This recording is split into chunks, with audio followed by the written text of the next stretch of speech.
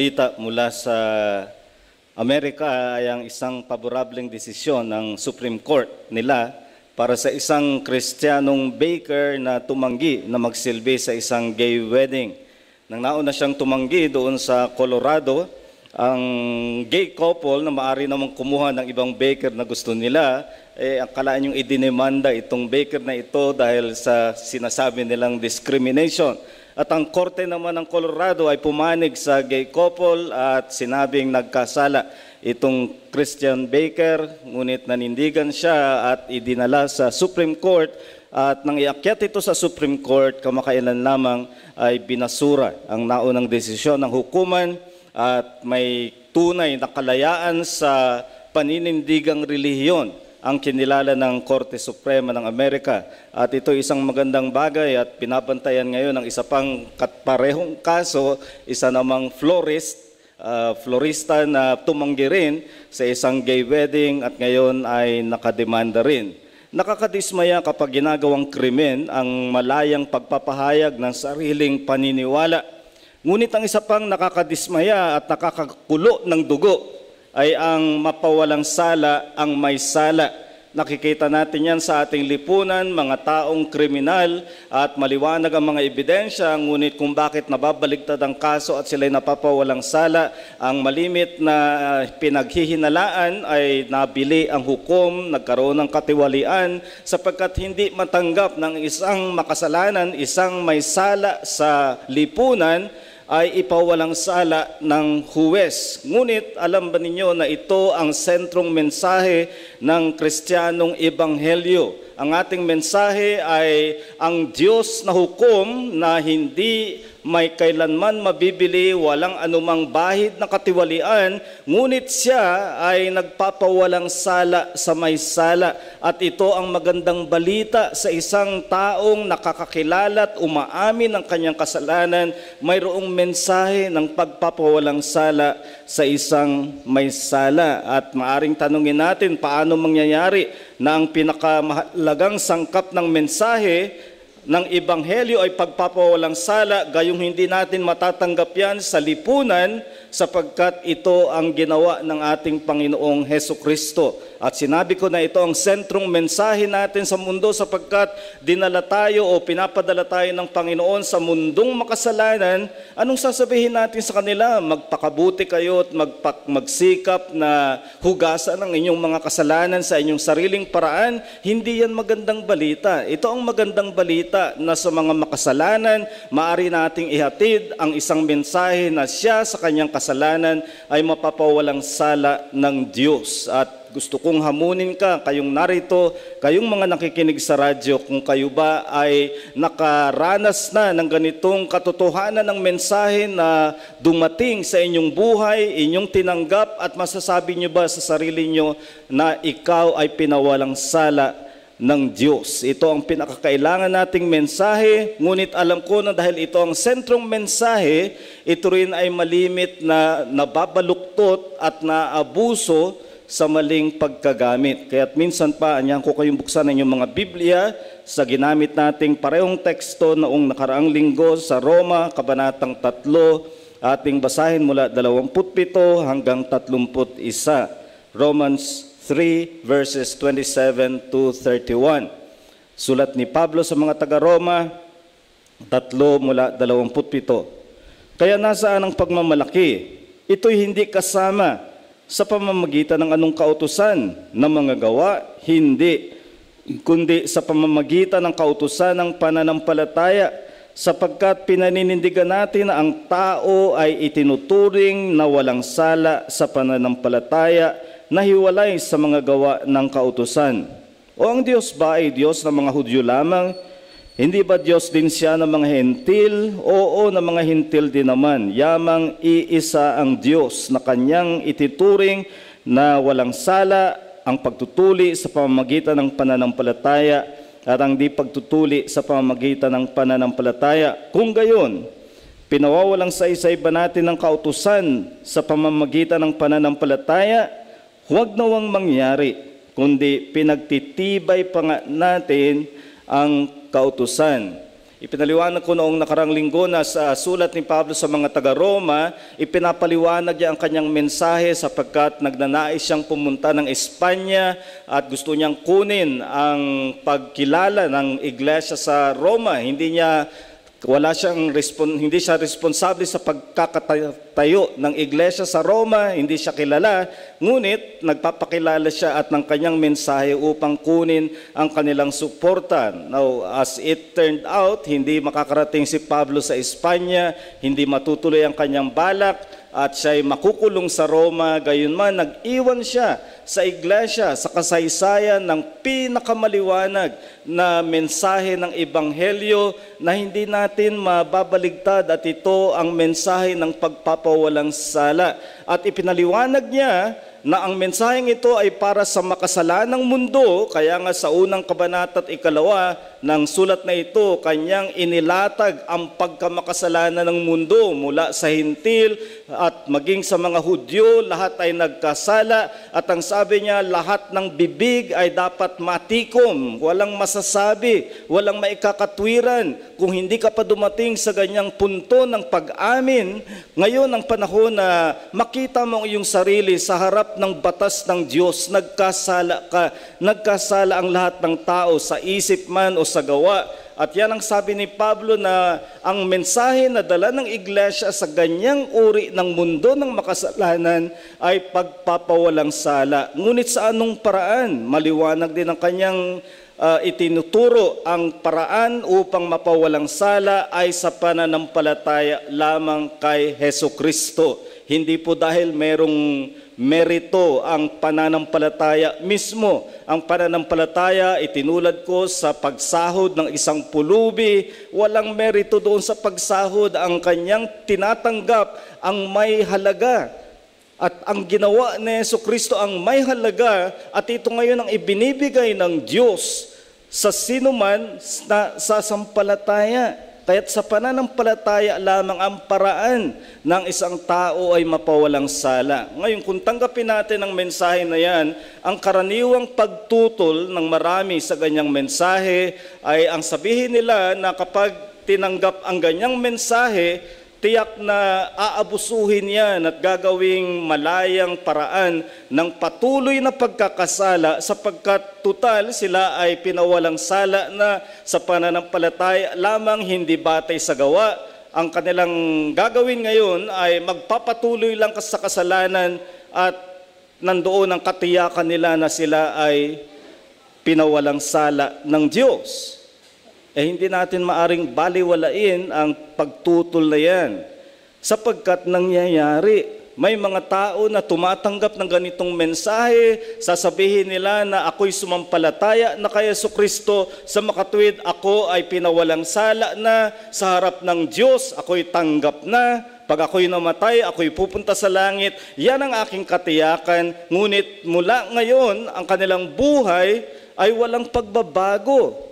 At kung may pagbabago man, ay wala na silang takot sa pagkakasala, sapagkat iniisip nila, hindi na mapapasubalian ang pagpapawalang sala sa akin. Totoong nangyayari iyan. We do not reject the objection as such. May nangyayari na dahil sa doktrina ng pagpapawalang sala, batay sa pananampalataya lamang, ang nagiging bunga sa kanila ay mawalang pakundangan sa kanilang uri ng pagkakasala. Kaya nga, napakahalagang tingnan natin ang balanse ng sinasabi ni Apostol Pablo, sapagkat agad-agad niyang sinagot ang maaring ganyang pagtutol sa pagtatanong, binawalang saysay ba natin ang kautusan? Yan ang ginagawa ng ganitong pagtutol. Sinasabi nila, ako'y ligtas na, ako'y walang sala na sa harap ng Diyos dahil sa pananampalataya. Wala nang saysay kung sundin ko man o hindi ang kautusan. Ayan ang sinasagot dito ni Pablo sa paghahamon, winawalang saysay ba natin ang kautusan? At ang kanyang mahigpit na sagot, wag nawang mangyari. God forbid. Hindi maisip ni Pablo na darating sa ganyang konklusyon ang ganitong pagtuturo. At sa halip, sinabi niya, itinitindig nga natin, pinagtitibay natin ang kautusan ng Diyos. Sa halip na winalang saysay, kung tinanggap mo ang pagpapawalang sala sa paraan ng pananampalataya, matitindig ang kautusan ng Diyos. Ang ibig sabihin, ang pinawalang sala ay magkakaroon ng hangarin na sundin ang kautusan ng Diyos. Yan ang tinatawag nating kabanalan. At ang mensahe ko po ngayong umaga, ang buhay ng pinawalang sala ay pagpapakabanal dahil sa kaligtasan kay Jesucristo. Ang buhay ng pinawalang sala ay pagpapakabanal dahil sa kaligtasan kay Jesucristo. Kaya napakadiin na para kay Pablo, ang pagdating ng batayan ng pagpapawalang sala ay dahil lamang kay Jesucristo, hindi niya daragdagan yan. At kung tayo maliligtas, huwag din nating dagdagan na ang tanging batayan ay si Jesucristo at ang tanging paraan at tanggapin ang ginawa ni Jesucristo ay pananampalataya lamang. Magdagdag kang anuman kay Kristo o magdagdag ka ng anuman sa pananampalataya bilang paraan ng pagtanggap ay hindi mo alam ang mensahe ng Ebanghelyo. Ngunit kung tumigil na tayo dyan at isipin na nabuo na natin ang turo ni Pablo, nagkakamali tayo. May idinugtong siya sa ating teksto at ito ay paulit-ulit din niyang itinuturo sa maraming pagkakataon at ang nakasalalay dito ay kung ano ang nananatiling puwang ng batas o ng kautusan ng Diyos para sa napawalang sala. Kung ikaw ay mapapawalang sala, sinabi ni Pablo sa talatang 28, ito ay sa pananampalataya, hiwalay sa gawa ng kautusan. Ngunit kung ikaw ay pinawalang sala na, tinanggap mo ang biyaya ng kaligtasan, ano na ang puwang ng kautusan? Yan ang sinasagot dito ni Pablo at may dalawang kasagutan. Una ay pagtanggap ng kautusan na nagmula sa Diyos na iisa. Pagtanggap ng kautusan na nagmula sa Diyos na iisa, at ikalawa, pagsunod sa kautusan na sukatan ng banal na buhay. Pagsunod sa kautusan na sukatan ng banal na buhay. Kaya sa nagsasabing, ako'y ligtas na sa pananampalataya lamang kay Jesucristo at wala nang silbi sa iyo ang kautusan, ito ang sinasabi sa iyo ni Pablo. Kung ikaw ay tunay na pinawalang sala, ang isang mangyayari ay may pagtanggap ng kautusan na nagmula sa Diyos na iisa. Isang hamon dito ni Pablo ay, ang Diyos ba ay para lang sa mga Hudyo? Hindi ba sa mga Hentil din? Ang Diyos ay iisa. Alam niyo, ang mga salitang yan ay bahagi ng araw-araw na pahayag ng isang tapat na Hudyo. Araw-araw, ang mga Hudyo ay tinuturuan na sambitin ang nakasulat sa Deuteronomy 6:4 na tinatawag na Shema Israel. Makinig ka, O Israel, iisa lamang ang Diyos. Yan ay isang pahayag nila araw-araw, kaya kung merong paniniwalang idinikdik mula pagkabata sa isang Hudyo, iisa lang ang Diyos.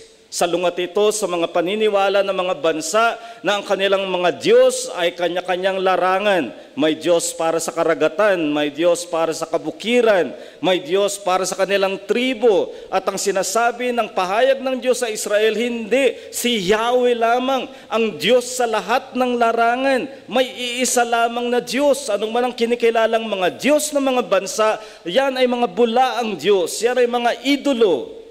Kaya ito ang ipinahayag sa mga Hudyo, iisa lang ang Diyos. Ngayong ikaw ay naging mananampalataya, ito pa rin ang iyong ipinapahayag, iisa ang Diyos. Bakit ito idinidiin ni Pablo?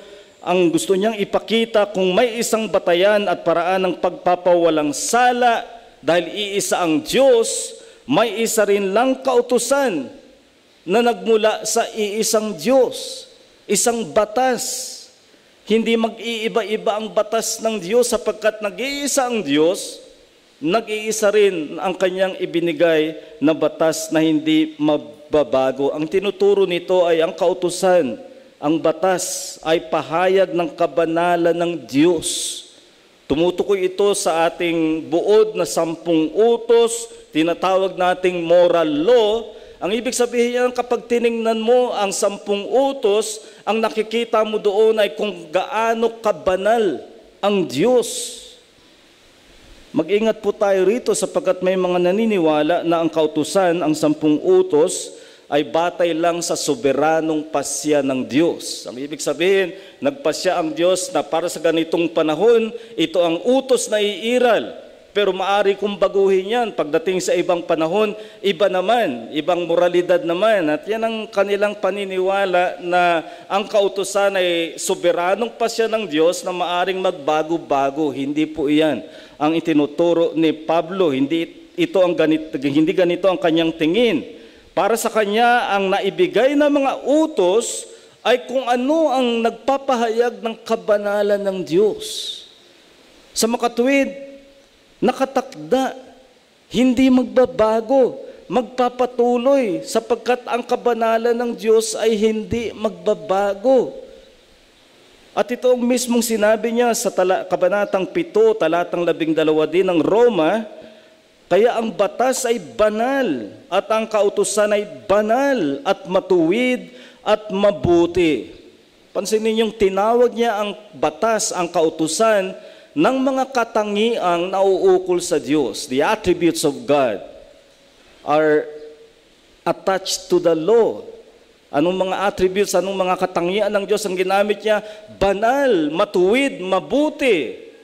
Pag sinabing banal, ang pinakapayak na kahulugan niya ay bukod sa iba. Hindi mo maitutulad ang batas na katulad lang sa mga naiisip ng mga tao. Ang batas ng Diyos sapagkat ito ay banal, bukod ito sa iba, natatangi. Nakikita mo ang Diyos sa batas. Hindi lamang yung sinabi niya na ito ay matuwid. Ang ibig sabihin ng matuwid, ito ang nararapat. Hindi ito ibinigay dahil ikatutuwa ng marami. Hindi ito ibinigay dahil popular sa marami. Ibinigay ito dahil ito ang nararapat dahil banal ang Diyos. Isipin ninyo halimbawa, at ngayon Father's Day, kayong mga bata, makinig kayo, ang ika-5 utos ay nagsasabi na sumunod kayo, igalang ninyo ang inyong ama at ina. Alam ba ninyo nang ito ay ituro ni Pablo sa Efeso 6:1, ang paliwanag niya ay sapagkat ito ay matuwid. Ito ay nararapat. Kapag inutusan ka at ang iisipin mo ay ayoko kasi pagod ako, kasi gusto kong manood ng TV o kaya ayoko ng ganyang pagkain, tumututol ka sa kautusan ng Diyos na sundin mo dahil nararapat, hindi dahil gusto mo, hindi dahil masaya ka, kundi dahil ito ang nararapat. Ganyan ang utos ng Diyos, nararapat. At ang ikatlong sinabi tungkol sa utos ng Diyos, mabuti. Ayan ang pambalanse. Kaya ibinigay ng Diyos, ito ay namumukod, ito ay nararapat, ngunit ito rin ay kapaki-pakinabang. Para sa kapakinabangan mo. Hindi inisip ng Diyos, ito, gusto kong inisin ang taong to at bibigyan ko ng utos na makaiinis sa kanya. Hindi ganun ang Diyos. Isipin yung ika-4 na utos na tinututulan ng marami, ang utos ng Sabbath. Anong sabi ng Panginoong Hesus mismo sa Marcos 2:27? Ang sabi niya ay, hindi ginawa ang tao para sa Sabbath, kundi ang Sabbath ay ginawa para sa tao. Ang ibig sabihin, hindi ka ginawa para maging alipin ng Sabbath. Ang Sabbath ay ginawa para kapakinabangan mo. Isipin mo yan kapag ikaw ay sumasalungat sa iyong gawi, na hindi ka gumugugol ng panahon ng Sabbath, ng pahinga para sa Diyos. Ang nawawala na ikaw, hindi lang sa sumusuway ka, sinisira, pinipinsala mo ang iyong sarili. Kaya't yan ang batas ng Diyos, hindi ito soberanong binigay lang na nagkataon na yun ang gusto ng Diyos sa panahong iyon at pagkatapos ay magbabago. Hindi ang batas ay ibinigay batay sa kabanalan ng Diyos, hindi magbabago. Sa makatuwid, kung magbibigay muli ng batas ang Diyos, wala nang ibang batas na maibibigay sapagkat yun din ang kanyang kabanalan. Yun ang kanyang paiiralin. Hindi ganyan ang batas ng tao. Pabago-bago at minsan pasumpong-sumpong. May problema ngayon sa grupo ng kadamay. Diba? Ayun, nangaagaw na ng mga bahay kung saan-saan. Ang nagsimula nito ay ang Pangulo din nung sumisimulan ito ng kadamay na mga agaw ng mga pabahay para sa mga sundalo dyan sa Pandi, Bulacan, akalain yung sinabi ng Pangulo, ibigay nyo na lang sa kanila. Ngayon, sakit ng ulo niya dahil ngayon namihasa. Nagkakamali sila ngayon ng pagtingin sa Pangulo na maluwag sapagkat ginawa niya na hindi pairali ng batas. Hindi ganyan ng Diyos. Kapag tingnan mo ang batas, dapat mong makita ang kabanalan ng Diyos na hindi magbabago at iisa ang Diyos. Yan ang hamon sa atin. Kilalanin mo ang banal na Diyos sa kanyang batas, sa mga ibinigay niyang kautusan. Mag-ingat tayo sa mga nagsasalungat ng biyaya at batas. Maraming nagtuturo niyan ngayon. At madalas gumagamit pa sila ng mga teksto, isang paborito nila ang Roma 6:14 na nagsasabing wala na tayo sa ilalim ng batas kundi ng biyaya. Sa konteksto, ang sinasabi lamang ni Pablo ay ang itinuro na natin noong nakaraang linggo na pagdating sa pagtanggap sa Diyos, hindi ka tatanggapin dahil sa pagsunod mo sa batas. Hindi ka tatanggapin dahil sa iyong kabutihan. Tatanggapin ka lamang dahil sa biyayang regalo ng Diyos kay Jesucristo. Ngunit hindi itinuturo na matapos kang mapawalang sala kay Jesucristo ay magiging wala kang pakialam sa batas ng Diyos. Kung ikaw ay pinawalang sala, magbabago ang iyong saloobin sa batas. Kikilalanin mo ang batas na naging dahilan na mahayag ang iyong kasalanan. Ngunit mula roon ay makikita mo ang batas na banal, matuwid at mabuti. At kung ito ay mula sa Diyos, titignan mo ang batas na nagpapakita ng kabanalan. May mga nag-aangkin ng pagiging malapit sa Diyos dahil sa inaakala nilang espiritual na damdamin. Huwag kayong magpalinlang sa ganyan.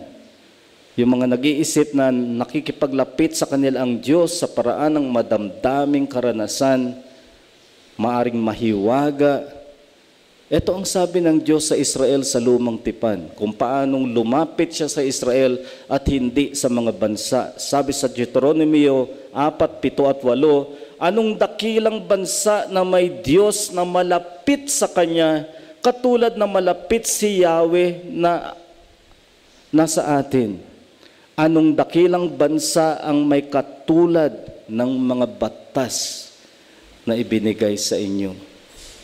Ano ang patunay na naging malapit si Yahweh sa Israel, hindi kagaya ng ibang mga bansa? Ang katunayan ay mayroon silang batas na nagpapakitang ito ang banal na Diyos, hindi kagaya ng mga Diyos ng mga bansa. At kung iyong iaangkinin na ikaw ay lumalapit sa Diyos, huwag mong tingnan sa damdamin, huwag mong tingnan lang sa paraang maaring nalalaman mo, kundi tingnan mo kung paano kang lumalapit sa batas ng Diyos, sa Kanyang kautusan.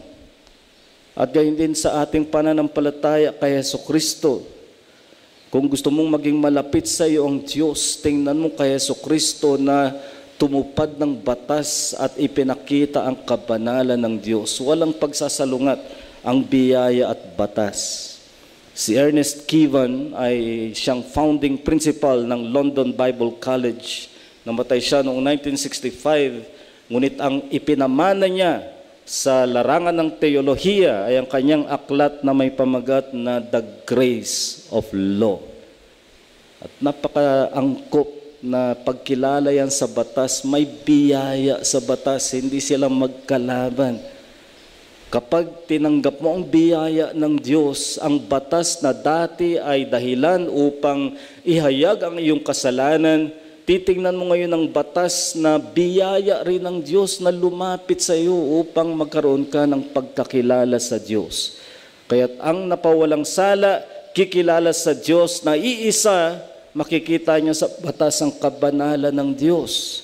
At ikalawa, hindi lang pagkilala, kundi pagsunod.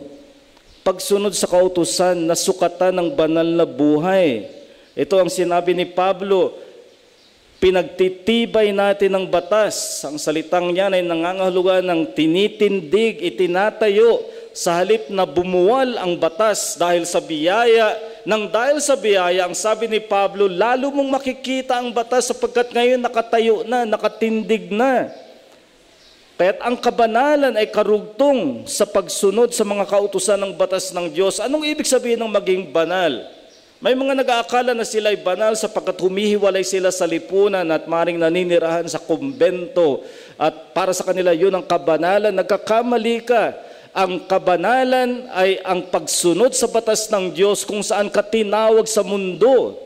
Kung tinawag kang estudyante ngayon, nasa pag-aaral ka, huwag mong ihiwalay yan sa iyong pagiging pinawalang sala. Kung tunay kang Kristiyano, sinusunod mo ba ang kautusan ng Diyos doon sa iyong pagiging estudyante o sa iyong pagiging professional o sa iyong pagiging nasa bahay? Ito ang isang paraan ng pagpapakilala sa mundo na ikaw ay tagasunod ng Panginoong Hesukristo, na ikaw ay sumusunod, at isang mangyayari sa isang naging o napawalang sala. Ito ang gagawing sukatan. Pakinggan yung sabi ni Juan, unang Juan 2:3, sa pamamagitan nito ay malalaman natin na nakikilala natin siya kung tayo ay sumusunod sa kanyang ipinag-uutos. O maraming handang magsabi, handa kong patunayang malapit ako sa Diyos sapagkat kaya kong sumigaw at pumalakpak at humiyaw sa panahon ng pag-aawit at pagpuri. Hindi iyan ang pagpapatunay ng pagkakilala sa Diyos. Ang sabi ni Juan, sumusunod sa utos ng Diyos. Agad niyang isinunod, Kabanatang 2, talatang 6, ang nananahan sa Kanya kay Kristo ay dapat lumakad kung paano siya lumakad. At narito ang isang turo ng salita ng Diyos, matapos mong tingnan si Jesucristo na iyong Panginoon at tagapagligtas, ang kasunod siya ay makikita mong huwaran, modelo. Matapos mong tanggapin mula sa Kanya ang Kanyang ginawa sa krus at pagkabuhay na muli, titingnan mo ngayon kung paano siyang namuhay ng pagsunod at gayon mo siyang susundin sa iyong paglakad. Ganyan ang nangyayari. Isipin yung isang nakulong at matapos niyang panagutan, paglaya ba niya, ang magiging katwiran niya ay pinanagutan ko na ang batas na yan. Nakulong na ako dahil dyan, pwede ko nang suwayin. Hindi, paglabas niya, yun pa rin ang batas. At kung totoong may nangyari sa kanya, nagka-epekto yung kanyang pagkakulong, ay mas magiging maingat siya. Ganun ang nangyari sa atin nang tayo ipawalang sala. Titingnan natin ngayon si Jesucristo na huwaran. Ngunit ito ang pagkakaiba at mahalaga ito. Ang hamon dito ay ibatay mo ang pagsunod sa pagpapawalang sala sa iyo. Hindi para ikaw ay maligtas o makakuha ka ng merito para sa iyong sarili. Kaya ka sumusunod sapagkat pinawalang sala ka na.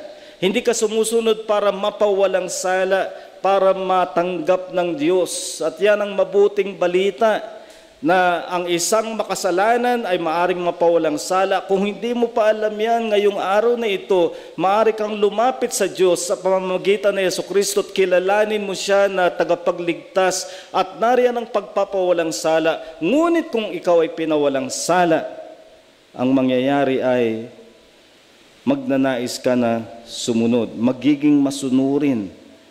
At ang iyong pagsunod hindi man sakdal, ay magiging makahulugan sapagkat ito ay alang-alang na kay Jesucristo.